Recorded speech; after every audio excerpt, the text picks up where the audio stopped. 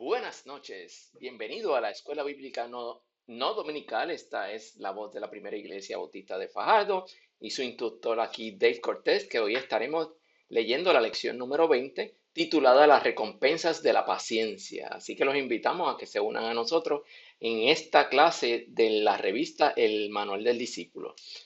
Y hoy tenemos el auspicio del Centro Familiar Montesion, ¿verdad? Este es un centro familiar que lleva muchos años con nuestra iglesia, ¿verdad? Desde nuestra iglesia, primera iglesia bautista de Fajardo, y abre unos ambientes donde podemos compartir el evangelio en diferentes formas, diferente a lo tradicional, ¿verdad? Y el Centro Familiar Montesión es parte de nuestra iglesia y continuaremos dando anuncios del centro familiar para que se nos quede en la mente, ¿verdad? Que es parte de nuestro énfasis de evangelización.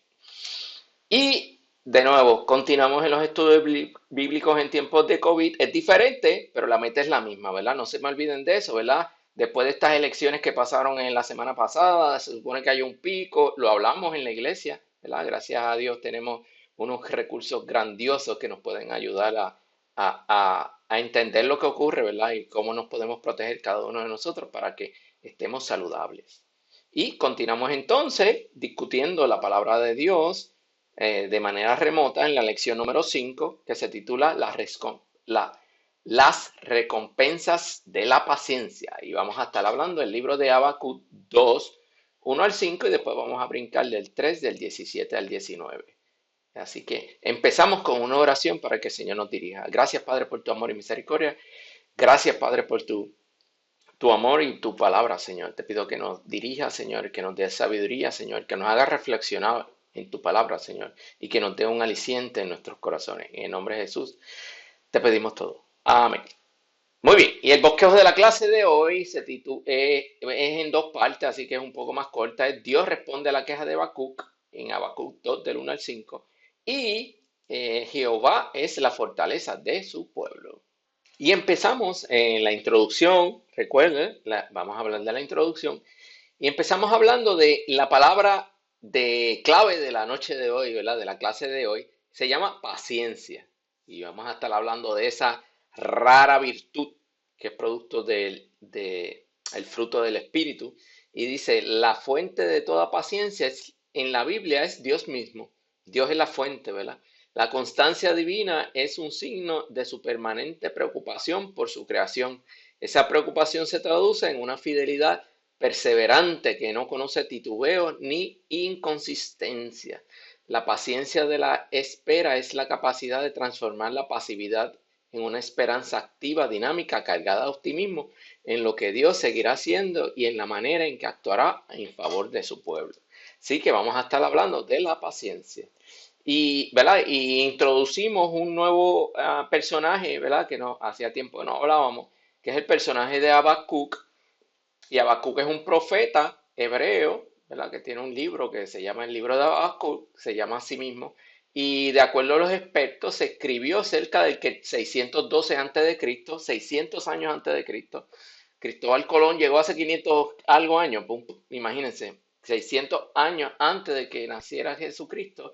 Ya Habacuc estaba en su proceso de predicación y es un tiempo específico de la historia hebrea porque surge cuando los caldeos se crecen o surgen como una potencia internacional, ¿verdad? Porque se menciona la caída de Nínive y el poder de Asiria. Y ustedes saben que para el tiempo cuando Israel se hace poderoso, ¿verdad? Para el tiempo de David y Salomón, después se rompe, después Asiria empieza a coger mucho poder y es como los pescados que en la mar, que el pescado más grande se traga el anterior, el más grande se traga el más pequeño. Pues Asiria se traga a Israel, Caldea se traga a Siria, Babilonia, Caldea, Persia, Babilonia y Grecia a Persia y después Roma a Grecia. Y ¿verdad? Esa es la historia de esa área histórica, de ese periodo histórico. Y en el 600 más o menos, es muy atrás en el tiempo de la invasión babilónica. ¿Ok? So ese Habacuc, este personaje está profetizando y está escribiendo en ese tiempo específico de, como decir, de ese periodo donde ya Israel había caído, pero Judea todavía permanecía. ¿Ok? Y la primera parte se llama Dios responde la queja de Habacuc. Eso ya presume que primero que Habacuc se queja y que Dios responde. Dice, Habacuc 2 del 1 al 5 dice, me mantendré alerta, me apostaré en los terraplenes, estaré pendiente de lo que me diga, de su respuesta a mi reclamo. Eso es Habacuc hablando. Y le responde el Señor. Y el Señor me respondió, escribe la visión y haz que resalte claramente en las tablillas para que pueda leerse de corrido. Pues la visión se realizará en el tiempo señalado, marcha a su cumplimiento y no dejará de cumplirse. Aunque parezca tardar, espérala, porque sin falta vendrá. El insolente no tiene el alma recta, pero el justo vivirá por su fe.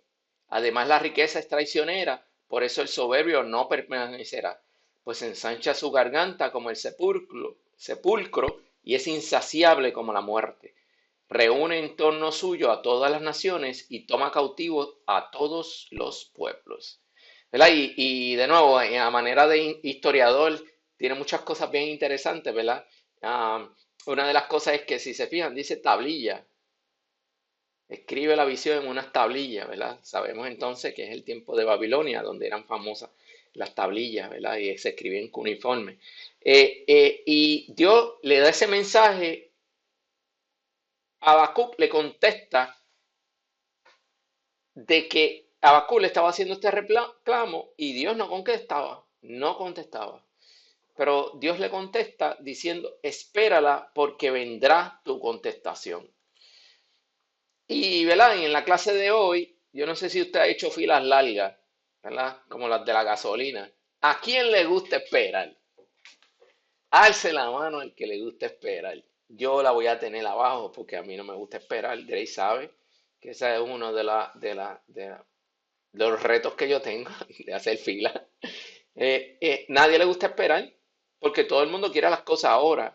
Porque el esperar, yo no sé si a usted le pasa, pero el usted no controlar lo que está ocurriendo rompe con la ilusión de control que nosotros tenemos. Nosotros no hacemos la ilusión en nuestra mente que nosotros controlamos todas muchas cosas, que controlamos que la expectativa de lo que yo tengo hoy va a estar, lo damos por sentado, que tenemos luz eléctrica, que tenemos una silla, que tenemos ropa, lo damos por sentado porque toda la vida, ayer lo tuve, mañana también. Y es una ilusión, ¿verdad? Que cuando ocurren estas situaciones fuera de control, nos rompe. Entonces es un choque que tenemos con la realidad y entonces muchas personas no lo pueden manejar. No se puede manejar porque demuestra nuestra fragilidad ante la incertidumbre de lo que ocurre. Y entonces, y más hoy en día, que es el reto que tenemos, en el pasado había una cultura de donde todo tenía su tiempo. Todo el mundo aceptaba que las panas en el campo se daban en un periodo del año, que los guineos y los plátanos se dan en un periodo del año, ¿sí? Hoy en día nos quejamos porque queremos mofongo todo el año y porque los plátanos están caros. Sí, porque no es todo el año. Usted tiene que esperar el tiempo del plátano y ese tiempo va a estar en el precio correcto. Tanto es así que nosotros literalmente los genetis, la gente que brega con la genética, cambia ¿verdad? Los diferentes alimentos y las plantas para que den todo el año. Las manzanas que nosotros tenemos son manzanas que han sido alteradas genéticamente para que den todo el año y para que sean súper dulces. Son como si fueran candy, como si fueran dulces. Y nosotros estamos acostumbrados que si usted quiere lo que se le ocurra, que usted está acostumbrado a comer, yo quiero lo que sea, usted va al supermercado y lo compra. Usted no está pensando de que, DH, es que las frutas se dan en otoño o en primavera. Pues a usted no le importa eso. Usted quiere ir al supermercado y comprarlo barato. Y si quiere un strawberry, que no se dan en Puerto Rico y usted en Puerto Rico, usted la quiere al mismo precio del sitio donde se siembran en Estados Unidos. Y si no, Walmart está muy caro. Entonces estamos mal acostumbrados a una cultura de gratificación instantánea, que entonces cuando chocamos, el choque entonces de esa espera es peor, porque no tenemos ni siquiera la habilidad desarrollada, no tenemos práctica, no aceptamos eso. Entonces es como si fuera el microondas, ¿verdad? Usted pone las cosas ahí en el microondas, pi, pi, pi, pi, y después de 30 segundos, pues tiene que estar caliente. La expectativa es una gratificación instantánea. Tanto es así que, que aún los niños que están creciendo con la multimedia y la media, social media, la media social, pues quieren saber la información de otras partes del mundo inmediatamente. Todo es inmediato. Todo es ahora. Todo es cuando yo diga, cuando yo quiero. Contrario en el pasado, ¿verdad? Donde hay un periodo de madurez, donde las cosas ocurren a su tiempo. Usted no las puede forzar, porque cuando usted fuerza las cosas fuera del tiempo, el resultado no es el correcto. Las forzamos, las cosas no están tan verdes. El mango verde no sabe igual al mango que está hecho. Las cosas verdes no saben iguales, porque no está hecho. ¿Ve? Y nosotros hemos perdido esa sensibilidad a entender el orden de la naturaleza y nosotros nos queremos sobreimponer. Y eso me recuerda un poco la metáfora de Babel, de la Torre de Babel, donde queríamos llegar a ser, el ser humano quería ser como Dios y Dios manda, ¿verdad?, el rompimiento a través de las lenguas. Entonces dice la Biblia que el justo por su fe vivirá. En medio de esa espera, que es lo que le dice, siéntate ahí y espera, el justo por su fe vivirá. Y entonces cuando estamos hablando de fe, ¿se acuerdan? Hace, qué sé yo, varias clases atrás donde hablaba de que fe tiene diferentes definiciones. Esta fe es nuestra creencia, nuestra religión. El justo por nuestra creencia vivirá. Miren esta, el justo por su fe esperará. El justo por nuestra creencia, por quien nosotros hemos creído, nosotros confiamos en la palabra del que la dio y por eso podemos esperar confiadamente. Contrario al mundo, ¿en qué puede esperar si lo quiere, está acostumbrado a que lo quiere todo ahora, para ahora, ¿verdad? Así que seguimos. Jehová es la fortaleza de su pueblo, ¿verdad? Jehová es la fortaleza de su pueblo. Y vamos al 3, Habacuc 3, del 17 al 19. Es cortito, muy famoso este texto. Así que lo busca allá en Habacuc 3, del 17 al 19 y dice: Aunque la higuera no florezca, ni haya frutos en las vides, aunque falle la cosecha del olivo y los campos no produzcan alimentos, aunque en el aprisco no haya ovejas, ni ganado alguno en los establos, aún así yo me regocijaré en el Señor, me alegraré en Dios, mi libertador. El Señor omnipotente es mi fortaleza, da a mis pies la ligereza de una gacela y me hace caminar por las alturas. ¿Verdad? Esto es una oración muy famosa, un texto precioso que nos invita, ¿verdad?, y nos proyecta, ¿verdad?, en un ambiente pastoral, en cierto modo, donde los frutos del campo, y nos habla de lo que ellos conocían, ¿verdad?, la higuera, que es el higo, la fruta, es el postre de ellos, el olivo, ¿verdad?, que era tan importante como el aceite y la oliva, ¿verdad?, la aceituna, y no produzcan ni el vino ni el alimento como quiera en medio de todo eso, ¿verdad? Dios es nuestro regocijo. Y con la boca Jumamé, ¿verdad? Dice, hay un hombre fascinante, ¿verdad? Y si a usted le gusta este tema, ¿verdad?, que es tan profundo y vamos a estar hablando de esto en diferentes clases, yo creo que estas clases no pueden ser leídas si usted no ha leído el libro de Viktor Frankl, se llama Man's Search for Meaning, el búsqueda del significado del hombre.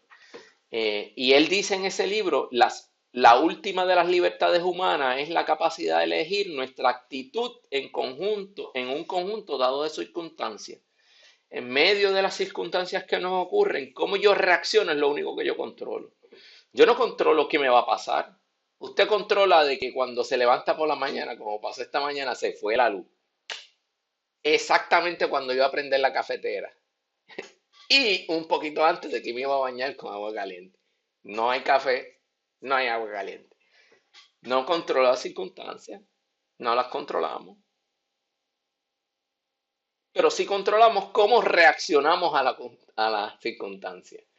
¿Verdad? Y por eso es que los niños son tan hermosos, ¿verdad? La inocencia del niño, porque el niño no está poniéndole cabeza a eso.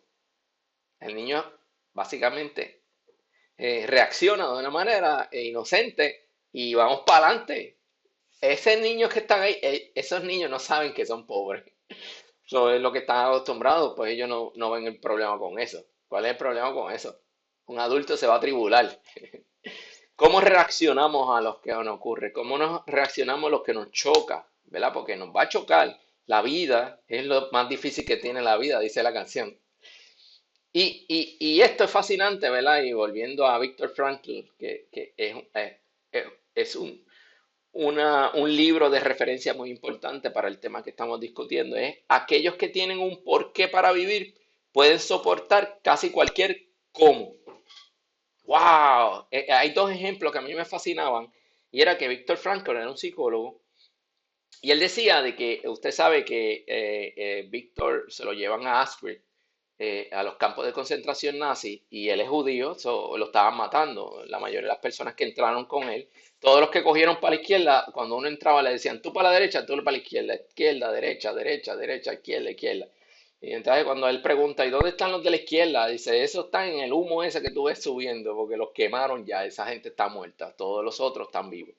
So, una de las cosas que ocurre, ¿verdad? En medio de eso es que muchas de las personas que estaban con él en ese tipo de cuarto, donde todos vivían juntos, ellos en esa parte, en lo que podría ser considerado un matre, si era matre, porque en realidad no era matre, una madera, se tenían que acostar de lado, porque no cabían acostados hacia arriba, de lado, cuatro hombres, uno al lado del otro, pegaditos porque no cabían más, tenían que estar de lado y no se podían mover en toda la noche, esa era la forma en que ellos dormían.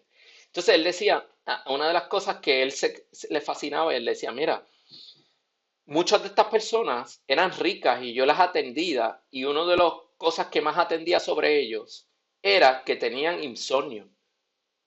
Cuando estaban en su tiempo, ¿verdad? En su casa normal y su familia, no podían dormir. Y ahora, ahora estamos llenos de garrapatas físicamente, donde el picor no para.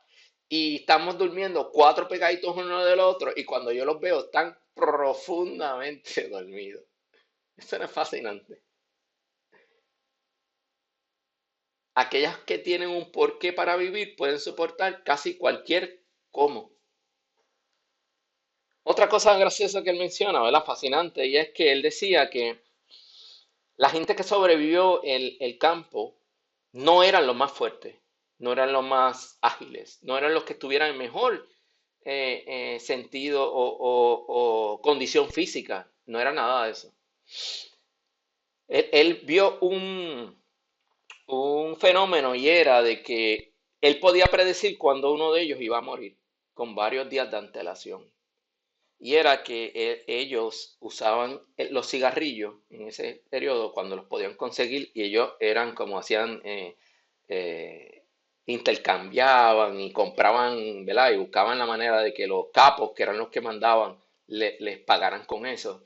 Pues esa era su moneda en el campo. Y si usted quería un favor, le daba un cigarrillo a alguien, esa persona le daba su puesto, le daba diferentes cosas, ¿verdad? Y él decía, cuando él veía una persona, cualquiera de ellos, que cogía los cigarrillos y se acostaba y se los fumaba todo, él sabía que no iba a durar 3 días vivo. Porque esa persona ya no estaba pensando en jugar el juego de comprar y hacer todas las transacciones para sobrevivir y se había quitado. Y como se quitó, pues se quita y se lo fuma todo. Y él dice, una tras otra, y entonces al principio él no lo sabía, los otros se lo dijeron, nada, él va a morir. Y dice, pero ¿por qué si se ve lo más bien? Físicamente no tiene nada malo, y yo soy un doctor, yo sé de eso. Y a los 3 días se moría. Fascinante. En medio del campo de concentración, donde las personas pesaban en promedio como 70 libras, hombres de 200 libras fuertes, perdieron todo su peso, muchos de ellos murieron. En medio de toda esa situación, si usted tiene un porqué para vivir, usted va a soportar un cómo. Eso es lo que dice ahí. Y entonces la palabra es tan hermosa, pero le dice, en medio de mis dificultades, en medio de mi campo de concentración, en medio de la cuarentena del COVID, en medio de mi enfermedad, en medio de mi dolor, en medio de mi situación matrimonial, en medio de mi insuficiencia, en medio de los problemas que tengo con mi familia, en medio de todo eso, usted tiene que saber que todavía Dios es el Señor, que Jesucristo es el Señor. Y hoy, en medio de todo eso, dice, yo me regocijaré en el Señor y me alegraré en Dios, que es mi libertador. Let it go. Dios es nuestra fortaleza. El justo, por la fe, vivirá. El justo, en medio del gran dolor, su convicción de nuestra cristiandad y nuestra esperanza nos da sentido del dolor. Y si usted tiene un porqué, usted tiene un cómo, ¿verdad? Así que ese es el mensaje de la situación. No podemos subestimar lo que nos ocurre. A todos nosotros nos ocurre algo, ¿verdad? Nos ocurre situaciones, porque los problemas son como si fueran un gas, que si usted pone un gas en un tanque o en un cristal, ¿verdad? Un pote, el gas va a llenar todo el pote. Los problemas son así, no importa cuántos problemas, si usted pone mucho o pone poco, se llena el pote, independientemente de lo que nos ocurra. Los problemas siempre nos están llenando. La pregunta es si nosotros nos amparamos en el Señor. En medio de nuestra situación, si el justo por nuestra creencia viviré, si nuestra fe es parte de nuestra relevancia a nuestra vida, en nuestra vida diaria. Así que en resumen, ¿verdad? La clase de hoy nos habla de que Habacuc nos ha enseñado que podemos llevar nuestras quejas directamente a Dios. Directamente a Dios en el medio, y Dios dice, te voy a contestar. De igual forma, a veces Dios nos sorprende con un mensaje que es duro. Espera, aguanta ahí, que eso es parte de tu carácter, lo que quiero hacer. Y eso a nadie le gusta escucharlo. A mí no me gusta escucharlo. Yo quisiera, ¿verdad? Y mientras más uno es mayor, pues más uno quiere que sea cuando uno diga, ¿verdad? Pero por el otro lado, ¿verdad? Sirve esa perspectiva que nos anima a vivir por fe, a vivir amparado en que, ¿verdad? Y esa es parte de la foto que traigo en este resumen, que es que el ángel de Dios no llega tarde. En el medio de la situación, en el medio que uno vaya a tomar la decisión mala, Dios nos dice, Dios trae, ¿verdad? El sacrificio. Este es Abraham cuando iba a sacrificar a Isaac. El ángel llega en momento y lo detiene, porque Dios no llega tarde. Y Dios nos anima por fe, a vivir por fe. Y cuando digo fe, es por nuestras creencias, lo que nosotros creemos, ¿verdad? Nosotros creemos nosotros no tenemos una fe vaga, no tenemos la creencia del futuro como las personas que no creen en Dios. Nosotros creemos no solamente en esta vida, sino en la próxima, ¿verdad? De que Dios tiene algo preparado para nosotros, Dios lo preparó. Jesucristo murió por nosotros y nos prepara algo mucho mejor. Sea en este mundo o sea en el próximo, Dios le da sentido a nuestro sufrimiento, ¿verdad? Eso es parte integral de cuando nosotros leíamos esos viejos himnos. Nosotros podemos ver cómo en medio del sufrimiento, en medio de las situaciones, la fe de nosotros, nuestra cristiandad me refiero, nos da un sentido de significado, de por qué las cosas ocurren y de que Dios nos ampara y nos sostiene en medio de esa tribulación. Aunque vengan atropellos, dificultades e incertidumbres, seguiremos confiando en Dios. No nos vamos a quitar. Confiamos en medio de esa situación en Dios. No importa lo que venga, no importa que venga, y ha venido mucho. El huracán, la tormenta, los temblores, la pandemia. Aguardaremos con paciencia lo que ha de venir.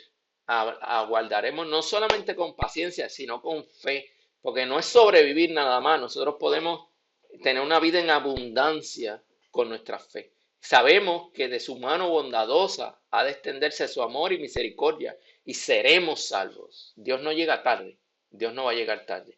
Lo que podemos dejar de pedir es que Dios nos muestre su misericordia en estos tiempos que vivimos y aferrarnos a esa terca convicción, que nadie nos quite, que nuestra, ¿verdad? Cuando nosotros oramos, nuestras Biblias estén gastadas, que nuestra